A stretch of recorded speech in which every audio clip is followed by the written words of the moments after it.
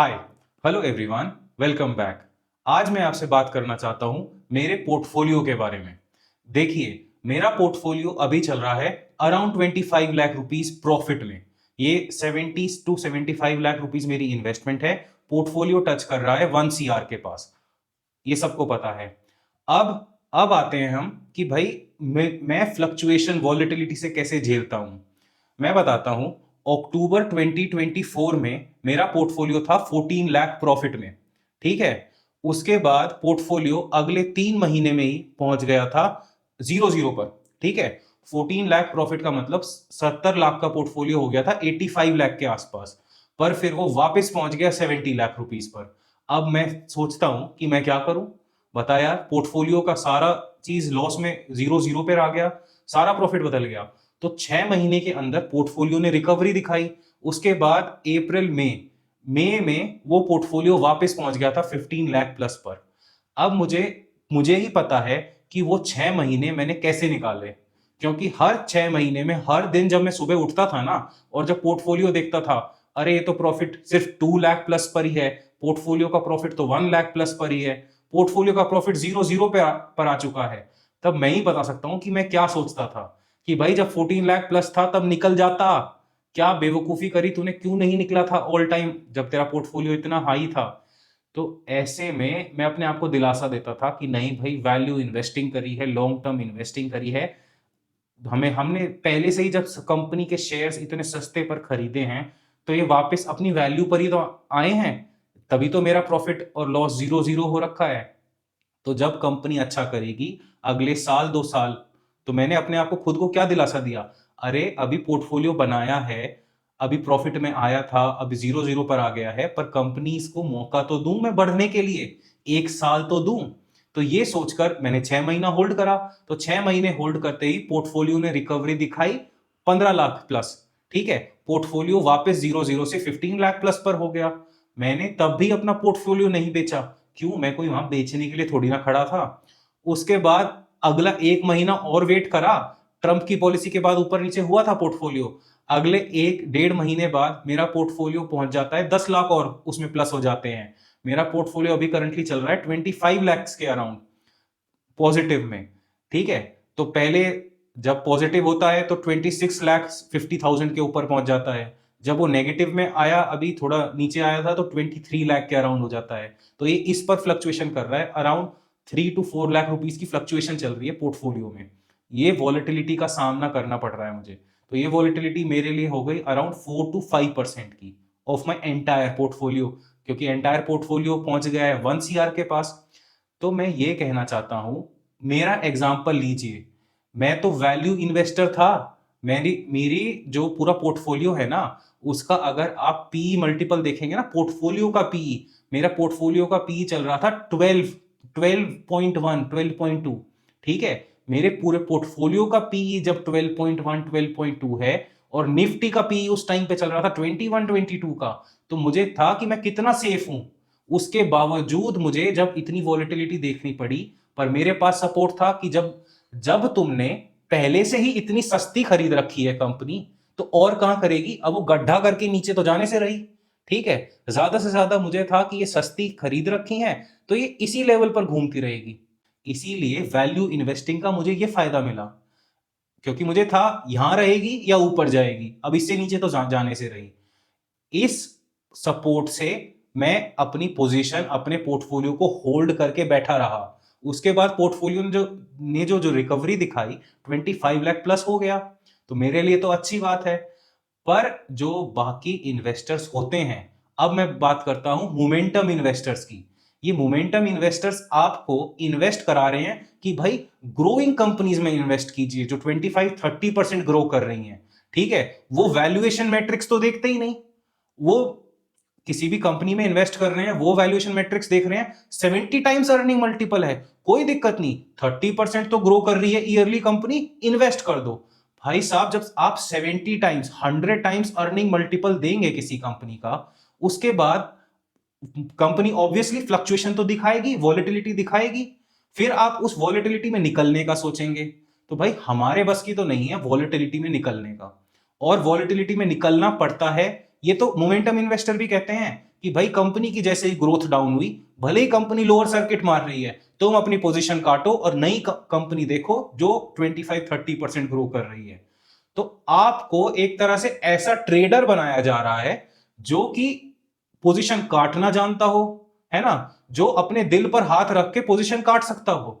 कोई भी चाहता नहीं है लॉस में निकलना। उनका ब्रेन है ना, दिमाग काम नहीं करता। दिमाग नहीं कहता कि तुम लॉस में निकलो, ठीक है। दिमाग तुम्हें रोक कर रखता है कि भाई लॉस में निकलना हमारे बस की नहीं है। इसीलिए मैं कहता हूं वैल्यू इन्वेस्टिंग को अपनाएं। क्योंकि वैल्यू इन्वेस्टिंग में, जैसे मैंने अभी कंपनी में इन्वेस्ट कर रखा है, कंपनीज में लॉन्ग टर्म के लिए इन्वेस्ट करना है मुझे, 5 से 10 साल के लिए, अगले 5 से 10 साल के लिए होल्ड करना चाहता हूं मैं, ठीक है। तो मुझे कोई नई कंपनी दिखती है तो मैं उसको अपनी वॉच लिस्ट में रखता हूं।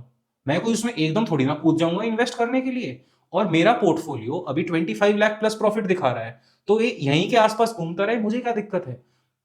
उसके बाद जो मेरी कंपनी जो मैंने खरीदी हुई है ये और अच्छा करेंगी तो पोर्टफोलियो 25 से 30 लाख पहुंचेगा, 35 लाख प्रॉफिट पे पहुंचेगा, ठीक है। तो फ्लक्चुएशंस ऊपर नीचे यहां होगी। अब मुझे वो दिक्कत तो आने से रही कि भाई पोर्टफोलियो 25 लाख प्लस प्रॉफिट में है, या पोर्टफोलियो 25 लाख प्लस से वापस 0-0 पर आ जाएगा, ठीक है। ज्यादा से ज्यादा नीचे आने का फ्लक्चुएशन का इसका पड़ेगा कि भाई 15 लाख प्लस पे आ जाएगा, ठीक है। इससे नीचे तो मुझे मुझे नहीं लगता कि ये पोर्टफोलियो दिखाएगा मुझे, पहली बात तो। और अगर मैं अपने आप को कॉन्स्टेंटली फ्लक्चुएशन वाली सिचुएशन में डालूं, मोमेंटम इन्वेस्टर्स क्या करते हैं, ये क्या है, आपने ये कंपनी ली, इस कंपनी ने 30% ग्रोथ कहा था, 30% ग्रोथ दिखाई, आप इन्वेस्टेड रहे। अगले क्वार्टर में इसने दिखाई 25% ग्रोथ, आप इससे निकल जाएंगे।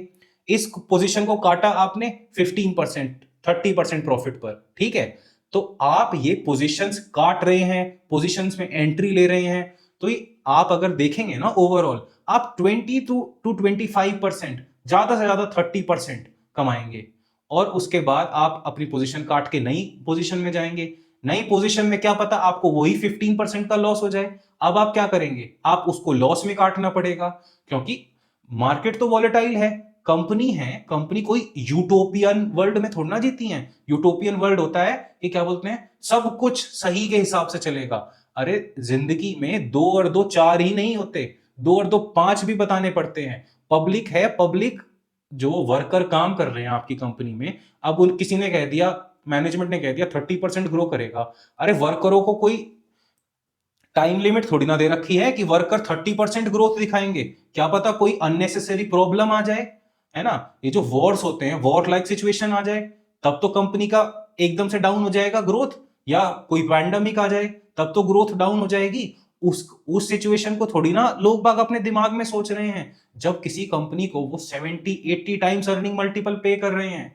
ये कंट्री तो लगातार वॉर वॉर वॉर चिल्ला रही है। क्या मुझे इस इकोनॉमी में 50 या 60 टाइम्स अर्निंग मल्टीपल पे करना चाहिए? इसीलिए हमें उन सिचुएशंस का भी ध्यान देना है कि everything is not perfect. We do not live in a perfect world, ठीक है। तो हम इम्परफेक्ट वर्ल्ड में जीते हैं, इसीलिए हम सोचते हैं कि भाई परफेक्ट वर्ल्ड होता तो हम भले ही 100 पी दे देते किसी कंपनी का जो 30% से ग्रो कर रही है। But this is an imperfect world. इसीलिए तो मैं यही कहूंगा, अगर मुझे इतनी फ्लक्चुएशन बार बार देखनी है, अब क्या है, कोई कहेगा कि भाई अपने पोर्टफोलियो को बेच दे, 1 करोड़ रुपए आ जाएंगे, उसको मोमेंटम स्ट्रैटेजी से इन्वेस्ट करता रहे। अब तुम मुझे बताओ कि अगर मैं अपना पोर्टफोलियो बेच दूं, 1 करोड़ रुपए मोमेंटम स्ट्रैटेजी में लगा दूं, ठीक है, मोमेंटम स्ट्रैटेजी में लगा दिया।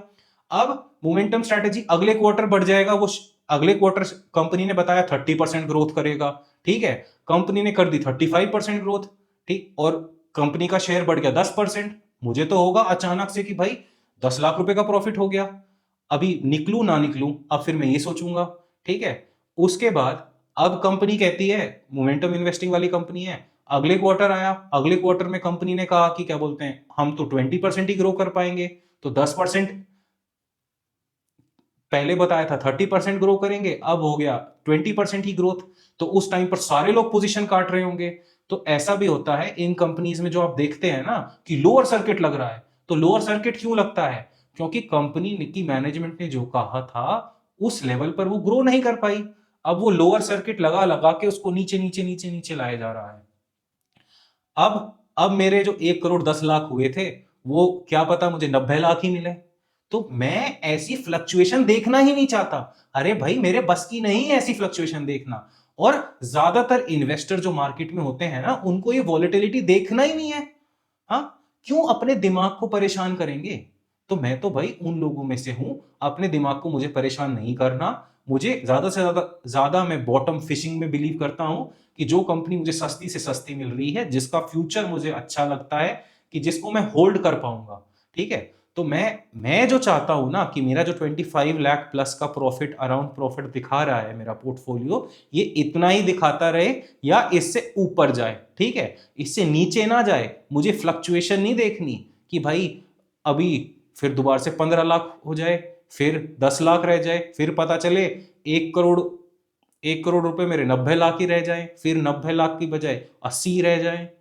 हाँ, तो ये फ्लक्चुएशन मुझे नहीं देखनी। और वैल्यू इन्वेस्टिंग मुझे इस चीज में हेल्प करता है, इन फ्लक्चुएशंस को ना देखने में, ठीक है। तो ये फ्लक्चुएशन मुझे वैल्यू इन्वेस्टिंग नहीं दिखाता। और मोमेंटम इन्वेस्टिंग में ये फ्लक्चुएशन आपको अपने पूरे पोर्टफोलियो पर देखनी पड़ती है। इसीलिए मैं कहता हूं कि इतनी हाई वैल्यूएशन पर स्टॉक्स को ना खरीदें, ग्रोथ के पीछे ऐसे ना भागें। इसमें मैं एक एग्जांपल लेना चाहूंगा जेंसोल इंजीनियरिंग का। बहुत फेमस हुई ये कंपनी। क्यों? क्योंकि इसका मार्केट कैप एक टाइम पर चल रहा था 5,000 करोड़ से ऊपर। अब इसका मार्केट कैप क्रैश होकर आ चुका है 200 करोड़। पहली बात तो, जब इसका मार्केट कैप 5,000 करोड़ पर था, तब कंपनी के पास डेट था 1,370 करोड़ रुपीस का। कोई दिक्कत नहीं, 1,370 करोड़ रुपीस का डेट है, था कंपनी के पास। पर कंपनी का नेटवर्थ था, कंपनी की जो मार्केट कैपिटलाइजेशन, मार्केट में वैल्यू थी 5,000 करोड़ की। उस टाइम पर भी कंपनी का जो पीई था ना, PE valuation, price to earning, price to earning था 500 टाइम्स। ये है 2022 की बात। पर जो मोमेंटम चेजर्स थे ना, उनको पैसा देने में कोई दिक्कत नहीं, उन्होंने 500 पीई तक ये कंपनी खरीदी है। ऐसा कैसे? क्योंकि मोमेंटम चेजर्स को लगा ये कंपनी तो हर साल डबल हो रही है। कंपनी ने पिछले 5 साल की अगर आप देखेंगे, कंपनी ने ग्रोथ दिखाई है 100 टाइम्स, 150 टाइम्स, 140 टाइम्स। वाह भाई! अब इतनी ग्रोथ चेजर्स थे, वो इसमें कूद गए। अब उन्होंने तो ग्रोथ चेज करी ऊपर तक। उसके बाद कंपनी में जैसे ही फ्रॉड की घोषणा हुई, कंपनी की मैनेजमेंट के ऊपर फ्रॉड के केस लगे कि भाई कंपनी की मैनेजमेंट क्या कर रही है। और कंपनी के जो प्रोमोटर हैं वो भी बेच चुके हैं अपने शेयर। उन्होंने काफ़ी अपने शेयर बेच दिए, काफ़ी हद तक बेच दिए, बेच पाए। उसके बाद तो मुझे लगता है सेबी, एनएससी ने रेस्ट्रिक्शन लगा दिया कि प्रोमोटर अपने शेयर नहीं बेच सकते। अब क्या हुआ? 5,000 करोड़ मार्केट कैप था और कंपनी के पास कर्जा था 1,370 करोड़ का। कोई दिक्कत नहीं थी। पर वही कंपनी का मार्केट कैप अब आ गया 200 करोड़ रुपए पर। अब कंपनी क्या करे? कंपनी 1,370 करोड़ रुपीस का जो डेट है ना, ये कैसे पे करेगी? कंपनी के पास ऐसा क्या है पे करने के लिए, जब कंपनी की मार्केट वैल्यूएशन ही 200 करोड़ लग रही है। कंपनी अभी दिखा रही है कि भाई 100 करोड़ रुपए कमाए हैं पिछले साल, पर उसका क्या पता हमें असली में मैनेजमेंट रिजल्ट भी ला के देगी कि नहीं। कि मैनेजमेंट ही जब फ्रॉड जब आ रहा है सामने कि मैनेजमेंट ही फ्रॉड कर रही है, तो क्या पता जो वो ग्रोथ दिखाया जा रहा था वो असली ग्रोथ भी था कि नहीं। इसीलिए मैं कहूँगा ये 500 टाइम्स अर्निंग मल्टीपल वाली कंपनी से बचना बहुत ज़रूरी है। ये जो 100 टाइम्स अर्निंग मल्टीपल वाली कंपनीज होती हैं ना, इनको, इनमें तो अगर इन्वेस्ट भी करते हैं तो आप फूक फूक के कीजिए। ऐसा किसी के भी साथ हो सकता है जो सिर्फ ग्रोथ को चेज करता है। ऐसे मोमेंटम चेजर्स ये क्या करते हैं, ये सिर्फ अपना ध्यान देते हैं कि भाई कंपनी की कॉन्फ्रेंस कॉल पढ़ो, जो कंपनी कह रही है 30 to 40% ग्रोथ करेगी, ग्रोथ को चेज करो। कंपनी की वैल्यूएशन मत देखो कि कंपनी कितनी वैल्यूएशन पर है, हमें उसका क्या लेना देना। जैसे ही कंपनी दिखाएगी कि वो थोड़ा कम ग्रो करेगी, वैसे ही हम उससे निकल जाएंगे। ये इनके मैनेजमेंट वालों के, इन मोमेंटम चेजर्स के, इनके थॉट्स होते हैं। ये सिर्फ ये इन्वेस्ट कर रहे हैं कॉन्फ्रेंस कॉल के बेस पर। कॉन्फ्रेंस कॉल में तो मैनेजमेंट को बताना ही होता है अच्छे से अच्छा कंपनी के बारे में। वो अपनी कमी क्यों बताएगी? इसीलिए बच के रहिए ऐसे मोमेंटम चेजर्स से और इनकी थिंकिंग से। तो इसीलिए मैं कहता हूं कि ये हाई मल्टीपल स्टॉक्स के पीछे ना भागें, अपने आप को समझें, अपने दिमाग को समझें कि आप वॉलेटाइल सिचुएशन देखकर कैसे रिएक्ट करेंगे। और अगर आपको पता है अपने बारे में, तो आप ऐसी कंपनीज में इन्वेस्ट नहीं करेंगे। आप बॉटम फिशिंग पर ध्यान रखेंगे और वैल्यू इन्वेस्टिंग के बारे में आगे सीखेंगे। और जैसे कि मैंने बताया कि मेरे पोर्टफोलियो में ने इतनी फ्लक्चुएशन देखी, इसके बारे में अगर आपको मेरा पोर्टफोलियो देखना है तो मैंने अपने पोर्टफोलियो की प्लेलिस्ट बना रखी है। इस प्लेलिस्ट को देखना ना भूलें। इस प्लेलिस्ट में मैंने सारा बता रखा है कि मेरा पोर्टफोलियो पॉजिटिव कब था, नेगेटिव कब था, और पूरा दिखा रखा है कि भाई पॉजिटिव में कितने प्लस तक गया, नेगेटिव में कितने प्लस तक गया, और फिलहाल कितना है। तो इस वीडियो को देखना ना भूलें। धन्यवाद।